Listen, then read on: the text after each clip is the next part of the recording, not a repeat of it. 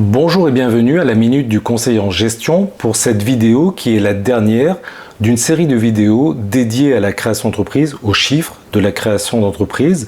Cette vidéo va répondre à la question souvent posée en premier par leurs porteurs de projet, c'est celle de la forme juridique du régime fiscal de l'entreprise et de son régime social. Il a fallu auparavant répondre aux questions de la viabilité du projet, l'analyse des chiffres que l'on met en forme dans le cadre du dossier financier et aussi dossier financier qui va avoir pour objectif d'aller rechercher du financement bancaire. Maintenant, on peut répondre à cette question de la forme juridique avec aussi les questions qui sont liées, c'est celle du régime fiscal, de l'imposition à la TVA et aussi du régime social du dirigeant. Je vais vous donner des clés de compréhension pour choisir la bonne forme juridique, celle qui correspond le mieux à votre projet, et ne pas aller vers la première forme juridique à la mode, ce que font souvent des porteurs de projets. À titre d'illustration, la forme juridique qui est à la mode, c'est celle de la SAS, mais par contre, elle entraîne un régime social de salarié pour le dirigeant qui est plus coûteux, et quand on a besoin de faire des économies, c'est pas forcément la forme juridique la plus adaptée. Ça ne veut pas dire que c'est pas une bonne forme juridique, mais elle n'est pas toujours adaptée à tous les projets. Je vais vous donner donc quelques critères de compréhension, quelques clés de compréhension. Cela ne vous empêche pas d'aller solliciter vos conseils que sont l'expert comptable et l'avocat, parce qu'il va falloir définir la bonne forme juridique en fonction de votre contexte d'activité et avec une discussion avec vos conseils, puisque c'est des sujets qui sont assez techniques. Concernant la forme juridique, on distingue deux formes juridiques. Il y a la forme juridique entreprise individuelle, qui comprend à l'intérieur l'auto-entrepreneuriat.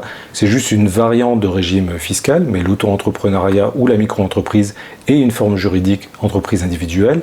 Et la deuxième forme, c'est la forme sociétale de type SARL, EURL et SAS ou SASU. Quels sont les critères de choix pour avoir la bonne forme juridique? Je vais donner 4 questions à se poser. La première est celle de l'exercice professionnel. Est-ce que je vais exercer seul ou est-ce que je vais exercer avec d'autres associés? Et si j'exerce seul, est-ce qu'à terme, j'ai prévu de m'associer? Si j'exerce seul sans prévision d'association, c'est une forme juridique, entreprise individuelle, ou alors une forme sociétale unipersonnelle de type EURL ou de type SASU qui est requise. Si par contre j'ai prévu d'exercer avec plusieurs associés, au démarrage ou après, eh ben, ça va être une SAS, forcément ça me coupe de l'entreprise individuelle. Sachant que si on démarre avec une entreprise individuelle, on peut aussi après coup passer en société via une vente de l'activité ou via un apport de l'activité. La deuxième question est liée au coût du formalisme juridique. Si j'ai des doutes sur la pérennité de mon activité, je peux choisir une forme juridique plus souple qui va être moins coûteuse, qui me permettra de l'arrêter avec des coûts financiers plus faibles. L'entreprise individuelle est plus adaptée que la forme sociétale qui va entraîner des coûts assez importants dans le cadre de l'arrêt de l'activité. Un arrêt amiable, un arrêt programmé et pas un dépôt de bilan. La troisième question est celle de mon régime social. Est-ce que je veux être salarié? Si je veux être salarié pour des raisons de santé, par exemple, je vais devoir aller vers une forme sociétale de type SAS ou SA, puisque le mandataire social est forcément un dirigeant salarié. La quatrième question concerne le niveau de responsabilité. Est-ce que je veux limiter mon niveau d'engagement en cas de difficulté? Limiter mon engagement pour éviter d'avoir à payer les dettes de l'entreprise. On sait que l'entreprise individuelle est un peu plus exposée, encore que ça s'est fortement réduit. La confusion de patrimoine qui existait auparavant n'existe plus. Les différentes dispositions législatives prises récemment ont permis de réduire fortement l'engagement de l'entrepreneur individuel. Mais il est quand même plus engagé que dans une forme sociétale où on a une limitation de la responsabilité. Maintenant, parlons du régime fiscal de la nouvelle société. Est-ce que je choisis un régime d'impôt sur les sociétés ou je choisis un régime à l'impôt sur le revenu?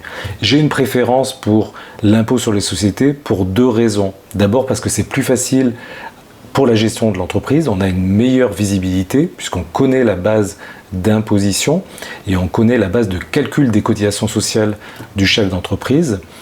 La deuxième raison, c'est pour optimiser les aides de Pôle emploi, notamment l'aide ARE. Un régime impôt sur les sociétés est très optimisant par rapport à cette aide, le régime impôt sur le revenu l'est moins. J'ai fait des vidéos concernant les aides Pôle emploi, l'aide ARE et l'aide ARS. Vous aurez toutes les explications qui permettront d'éclairer pourquoi l'impôt sur les sociétés est plus intéressant et c'est la solution que je préconise. Parlons maintenant de la TVA. Est-ce que je choisis de soumettre à la TVA mon activité?